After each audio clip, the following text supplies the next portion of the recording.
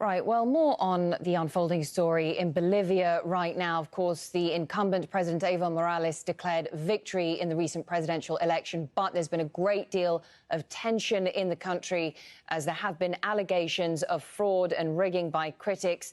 And there have now been 5 days of protests with people turning out onto the streets to express their opposition and to demand that their vote be respected. Miguel Tinker Salas is a professor of history and Latin American studies at Pomona College. Joins me live now from Claremont, California. Evo Morales is determined to hold on to power, isn't he? And he's unlikely to concede to a second runoff vote. Do you envisage that the protests on the streets of Bolivia will simply continue? Well, they may continue, but they will eventually sputter out. They have not provided any evidence. What's concretely here is that Morales won the election. Yes, no doubt, by a smaller margin that he's won the previous elections, which were by a landslide. But it's also important to point out the economy has been doing well. There has been an upsurge in the reduction of poverty. There's been an upsurge in the rise of the middle class. So there's important changes that have taken place in Bolivia, and those are the ones that stimulate support for Evo Morales. No doubt, there's always been a strong opposition within Bolivia, particularly in the eastern provinces of Santa Cruz, Pando, Benji, and Tarija. But the reality is that Morales has successfully won previous elections, and many still support him. He has successfully won previous elections, and he certainly can be credited with boosting the economy, as you say, but there are some who have accused him of authoritarian tendencies, and they're saying that his decision to run for a fourth term is in defiance of the Constitution and a referendum vote in 2016.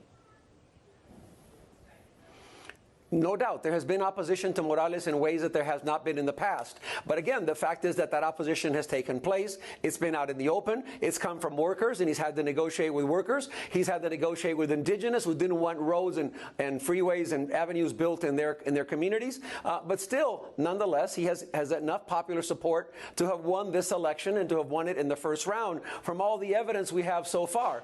And the mere fact that the opposition could not unite behind a single candidate speaks some international organizations now expressing their concern, and the United Nations, is saying that it supports an audit of the election. If he is confident of the level of support he has in the country, why not just agree to a runoff vote? Well, because, again, you have to win the runoff vote to get a runoff vote. And if the percentage difference is of 10 points, then according to the rules, you don't have a runoff. It's not something up for international institutions to issue decrees to Bolivia. The opposition has to be able to prove that there was fraud and have evidence of it. Right, but they are very suspicious.